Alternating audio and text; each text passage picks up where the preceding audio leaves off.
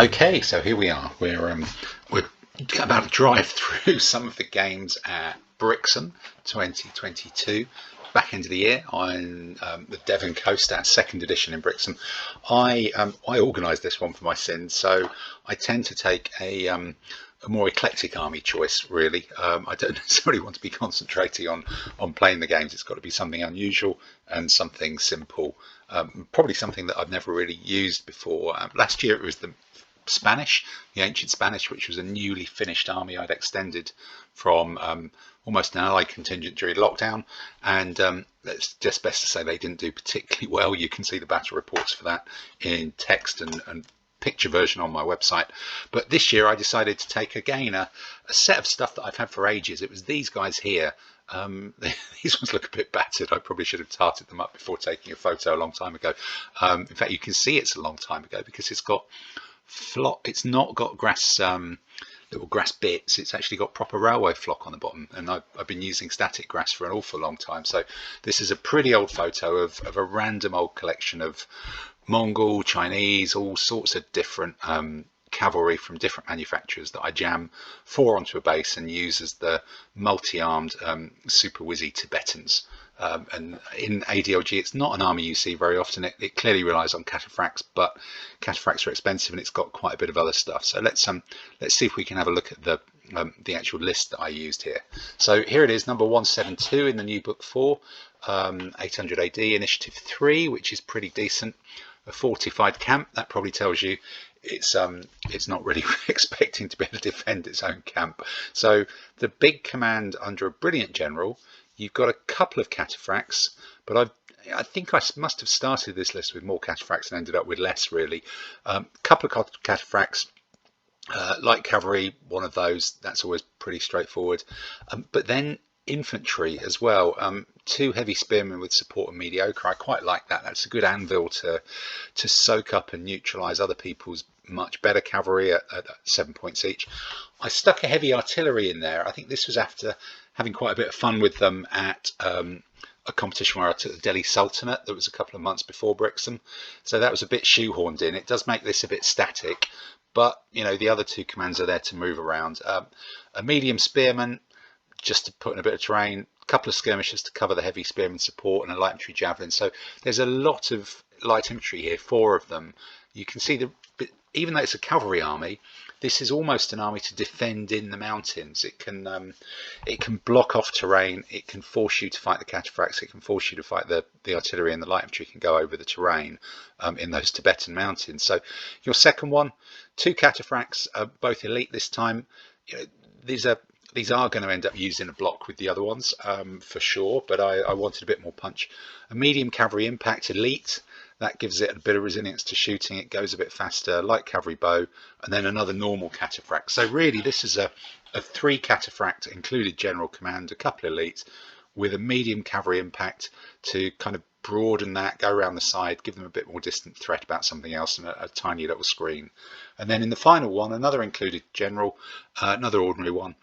2 heavy cavalry, 3 heavy cavalry impact, in fact. Some Tibetan, some an Arab Abbasid sort of mercenary troops or someone they took over, giving me 3 heavy cavalry, 2 which are impact. Again, a bit of fast moving punch. A medium cavalry bow to extend that and work with the 3 light cavalry bow to do some shooting and screen off a big part of the table. So it's all about taking the fight to the enemy in some of the commands and then holding it up on the other one. It's you know, I don't know, it's a right hook, it's pinch and punch, or sit back and counterattack, something like that. If that doesn't sound particularly coherent, it's probably because it's not particularly coherent really, but it does use a lot of troops that I've got and don't get out very often. So let's have a look at what we were fighting in the first game. So the joys of the random draw drew me up against the Cortes the strategist, and the Texcala. This is the Conquistador army. That's the very late part of the book, but it's got some medieval stuff in it. It's very difficult to fit in all sorts of periods, so it fitted in this slightly odd period that we had of Eastern stuff.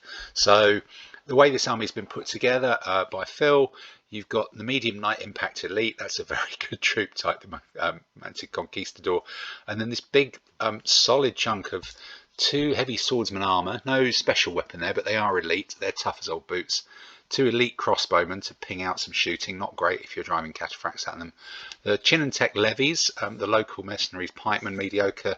Pikemen may as well be mediocre, they're in the middle of some tough stuff there. 4 medium swordsmen to fill some terrain, and a couple of light infantry firearm to screen, presumably the pikemen as well. All of those troops have to be under the command of Cortes, the strategist, so you might as well make it big, I guess. And then 2 pretty much identical commands. 1 really good medium swordsman impact elite, the military order, a couple of bog standard medium swordsmen, a couple of bowmen to give it some reach, and a light infantry bow to spread it out. So there's 2 commands exactly the same as that. So this is an army that loves terrain. I really want to be fighting on an open plain and running around it and picking on those medium swordsmen, and they really want to be forcing me to fight this kind of thing if they can. So let's see how that panned out. Well, I don't think this panned out that well for me on the odd terrain side. You've got like a forest here, you've got a village, you've got a waterway, all this stuff, and you've even got another hill with some cover on it as well. That may well be another forest, I'm not sure. So you've got a huge amount of terrain that the Texicalans have managed to chuck down to give them this sort of defensive position. I'm going nowhere near this. All of this part of the chain, there's almost diddly squat places where I can even put my army that the cavalry are going to have a go. So I'm sort of forced to using this bigger command, all these light infantry to kind of hold this terrain, light infantry fighting in dense terrain maybe. That means these guys are sat here. Are these going to come out and get run over? I doubt it. Are they going to rush off the hill? I doubt it. This faster moving cavalry command, it's probably going to be about throwing cataphracts down this gap and trying to chew into those while protecting my flank. So this one, all it can really do is go around the back here and see what happens. So we'll have a see how that develops. So what happens is we rush forward and uncover yet another ambush. This is the elite plus the 2 bowmen, so that immediately causes a big problem for my ambush discovering light horse. Not great on that side. And another ambush boils out of the village. So all of a sudden these light infantry who thought they were kind of not facing much are suddenly facing a proper decent sized medium infantry force that's going to potentially come through this bit of rough ground. So that really does sort of put the pressure on to get the cataphracts into here, through here, and into the baggage as soon as possible, and draw some of these people out of the terrain to try and take them on. So these cataphracts start marching across. Those have moved forwards. I push the spearmen up. Really, these guys don't have to come out, but I really don't want them to come out. So I'm sort of pinning them in place. This is where the medium cavalry impact is useful, as long as he stays out of bow range. As soon as they come out, he charges them. The spearmen can kind of block them in, and these cavalry are very safely kind of trying to sneak around the side and draw some of these back or away or whatever, just to keep them occupied. It's really running interference for what is going to be 5 cataphracts going through here and praying to whatever the Tibetan gods were at the time. And here they are. I've managed to move these across a bit faster. They're coming in a column. They're going to expand out soon. Screened off on that side by those. Screened off on that side by my light infantry. You can see there. My light horse have already retreated back. These guys have just moved up and are waiting. And there's the kind of scary knight who's not necessarily part of the line. So the plan is on. It's doable. It's a bit scary.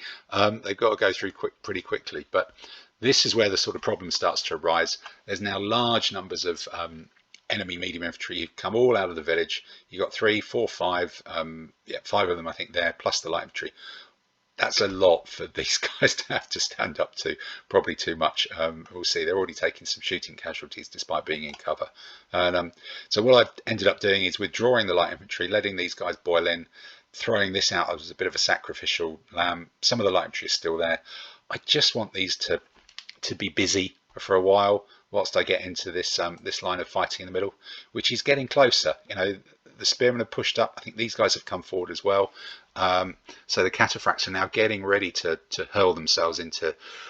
That's okay for cataphracts. That's so mediocre. It's good for us. Pike is bad. The crossbowmen should go down like 9 pins. Potentially there's still the breakthrough on with almost an American football style tactic here. So there it is. They're in. Looks like there's only been one possibly bit of shooting that's happened on the way in. One of them's taken some crossbow shots. The knight is just waiting and lurking. My light infantry are kind of faffing around here.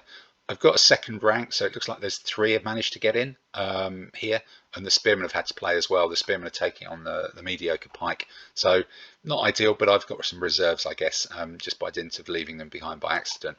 So what's actually happening here from the top? Yellow is 2 hits, so I've done some serious damage on the swordsman, done some serious damage on the crossbowmen, although you would have hoped to go through those. I've done a hit with the spearmen on these, but I've taken hits as well. That was probably shooting on the way in. These guys have lost, a little bit tricky. The spearmen have lost to the elite armored sword. That's going to make that very difficult as well for them to break through. So nearly, but possibly not quite as good as I was hoping. What's happening here? This cavalry commander's got all the way around here. They're just having a go. You know, I'm looking at this thinking there's not a lot they can really achieve. They're fairly safe. These guys can't really come out against them. So given these guys have stepped out of the terrain, I can have a go at them with my light horse. It's not great odds, but you know, you've got to take what's on offer really, and the light horse can hopefully pull out, and these guys will stop anyone coming out to support them with a spot of luck. So over here from this lovely camp, you can now see that the infantry, the enemy infantry, have already got out of this terrain. They've got all the way through from there, and I'm having to defend the camp with this light infantry who's come from here, while his general's also busy managing some fighting. So this is looking pretty overwhelmed on this side. The only saving grace is it's a fortified camp. Good plan, me. And here it is a little bit closer up, but again, light infantry bow, they're starting to shoot me. I'm taking casualties. My infantry are engaged. My medium spearmen are engaged against the elite guys. It's not a good look, really. It's really not a good look. Over here, this looks like this has gone slightly badly wrong. The crossbowmen are dead, but there's a cataphract that must have passed away here. That's allowed the knight to come through, start rolling up my cataphract line. Okay, he's sort of exposing himself to be hitting the flank there as well, potentially, but that's a red one, so that's going down. And the spearmen are still chugging away. They've started to lose. They've taken 2 hits as well. This is well, that punch through just isn't happening at this point in time. And yeah, looks like a few more have gone, and they've actually come racing up the field to try and take on my second rank of them, bringing the knight, using the support. The pikemen have kind of aligned and are starting to beat up on my my infantry quite effectively. So there isn't a breakthrough here because these guys are in combat against someone who's better than them, and they're a long way away as a third line of reserve. So that plan's kind of broken. We're in fully defensive mode now. Here, my light infantry are just being swarmed in this wood. I'm busy over there using command and control. It's difficult to even get them out. They're completely surrounded. They're starting to fall as well when they should have been a delaying screen. In fact, look, that's it. They've gone. They've been wiped out. The enemy are about to swarm forwards into the space they once occupied. Over on this side, finally, you know, this attack seems to have gone okay, or maybe some have pulled themselves out, and we've managed to feed more cavalry through this little gap whilst occupying these guys to the front. They've swarmed around the side and are now just appearing in the flank of this big formation. But look at this. This is only 1 spearman here. There used to be 1 there. There used to be cataphracts. These should have been reinforcing success. They're now trying to sort of compensate for the catastrophe with a little bit too little and too late. So it looks like I've reorganised the cataphracts here a bit, but it looks like they've actually managed to beat off that knight and that spearman. But this solid little knot of guys here is still chugging away, still beating up my spearmen. They're in trouble, but this is now quite a long way away from the baggage over there, and that breakthrough has taken a long while to achieve. What's going on over here? There's just more of these infantry. Now that my decent cavalry have kind of come through, the infantry are coming around to start mugging some of my light horse off here as well, which is just not good. I'm just taking casualties all over the park. So finally, it looks like one of the cataphracts may well have gotten through at some point in the past and has come back down, but look, both my spearmen are gone. I'm down to 3 cataphracts out of 5. These have come in and are attacking, but this guy's holding up well. I'm just bogged down here whilst all the rest of the stuff is being surrounded and shredded. It's just not going particularly well. Cortez must be quite a happy man at this point in time. And here we go.